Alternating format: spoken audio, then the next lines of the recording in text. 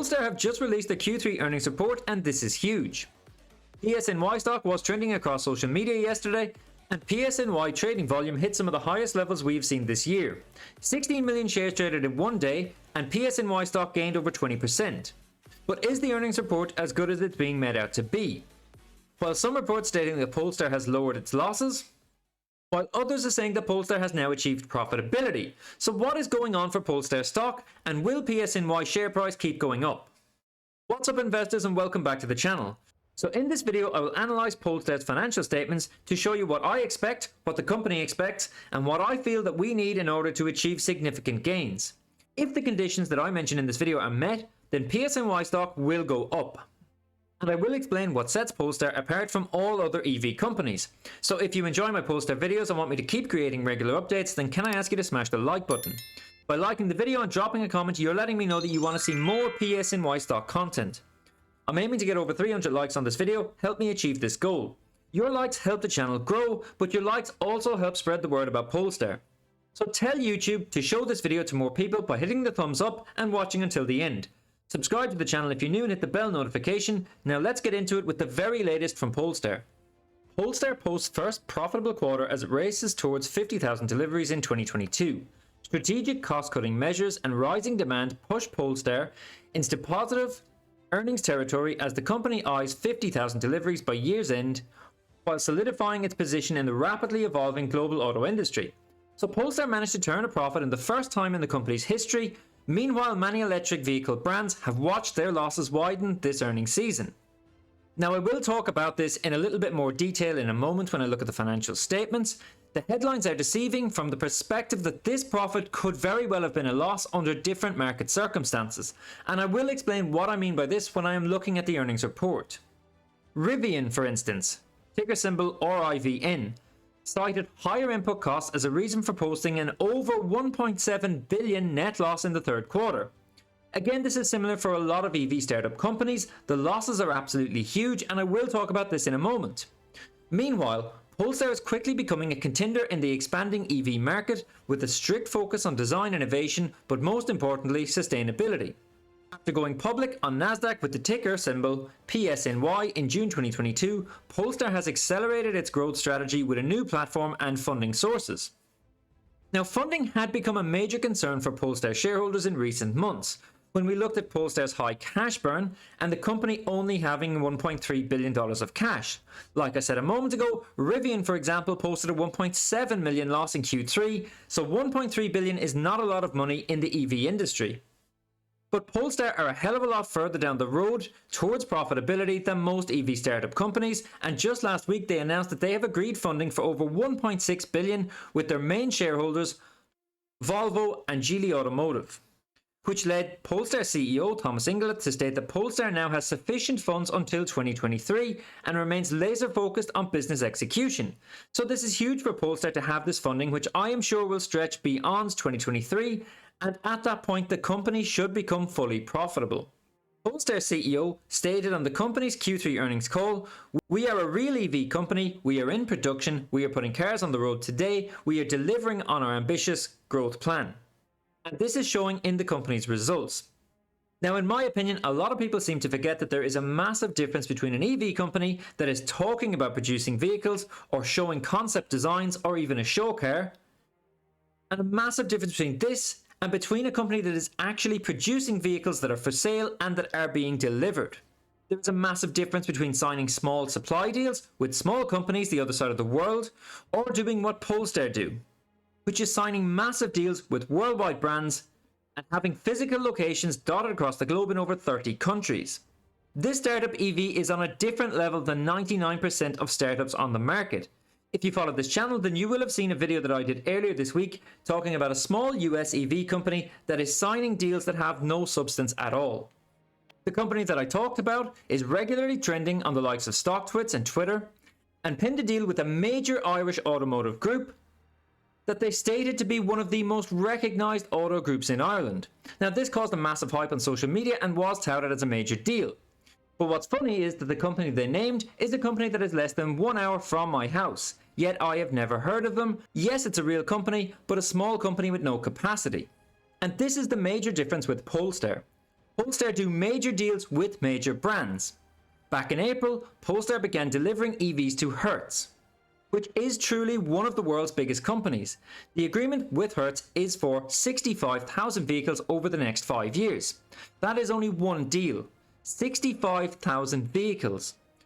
For example, Polestar is aiming for 50,000 sales in the full year 2022. So to have one contract for 65,000 is absolutely massive. That is the equivalent of 13,000 vehicles per year.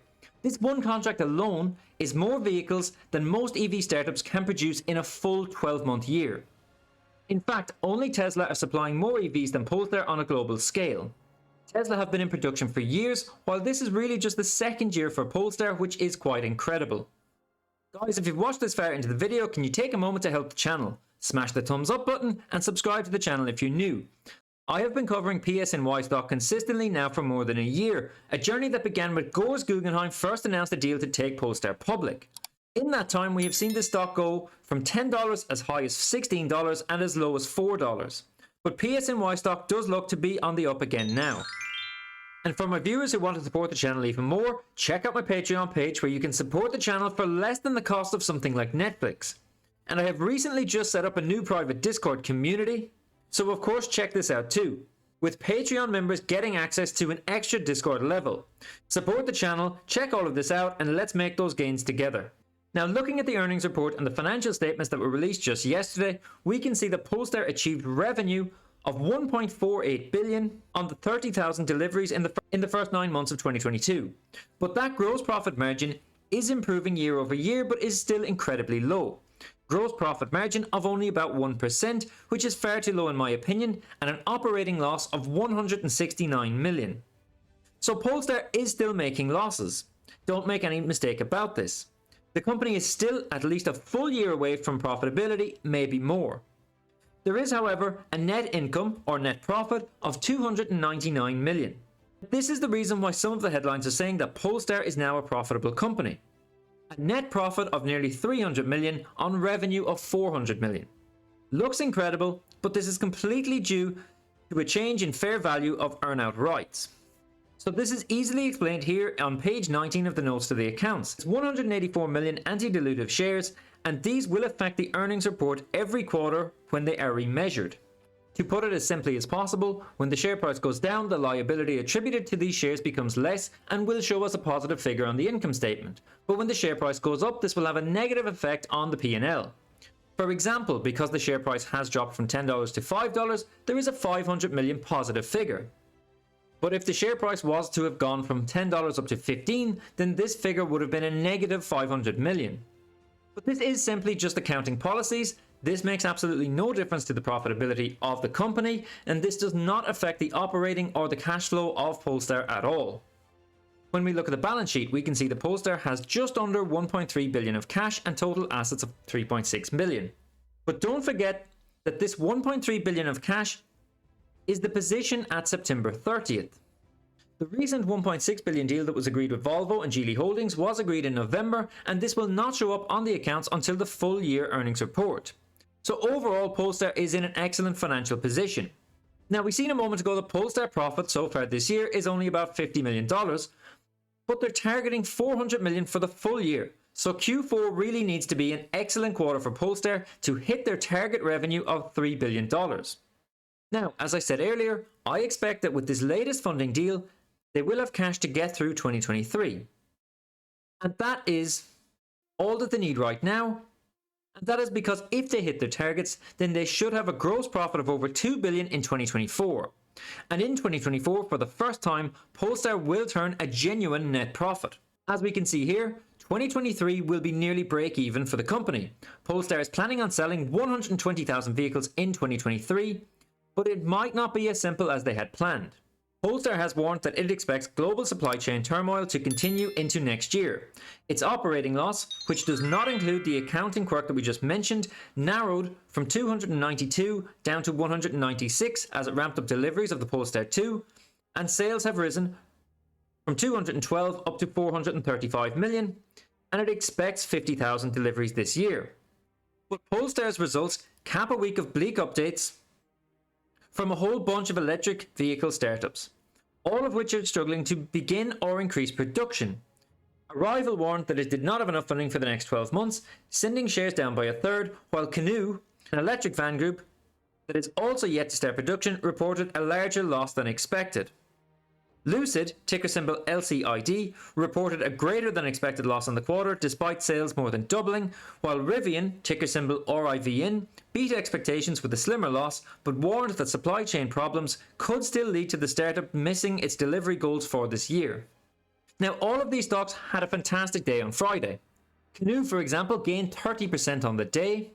Arrival stock gained even more, gaining nearly 35%, while LCID and RIVN stock both gained about 5 to 6%. But while these companies are all struggling with supply chain issues, Polestar has improved certain supplier situations and built up alternative suppliers on some parts as it tried to prepare for further disruption. Now, it is noticeable from all EV companies' earnings reports that the losses are getting bigger when they start production. Losses get bigger when they begin making sales. In my opinion, to break even in the auto industry, there needs to be sales of at least 100,000 vehicles, maybe even as much as 150,000.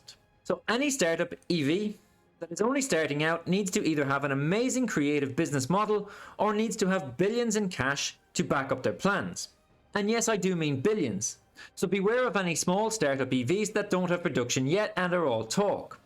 They will likely dilute shareholders and end up never producing anything. The likes of Mullen Automotive comes to mind, ticker symbol MULN, a company with zero sales and a few million cash, yet Mullen Automotive is being talked about being a massive force in the EV industry, despite the fact that they only have a few $1 million. A few $1 million or even a few $100 million is nothing in this industry. Polestar will have nearly $3 billion now after the financing deal, and in my opinion, that is cutting it tight, but it should be enough to get them through to profitability. But this is just my opinion. I highly recommend everyone to do your own due diligence. Remember that I am not a financial advisor and this is not financial advice. If you're new, consider subscribing to the channel and check out the Patreon page if you want to support the channel and get access to the private Discord community, and I will see you in the next update video.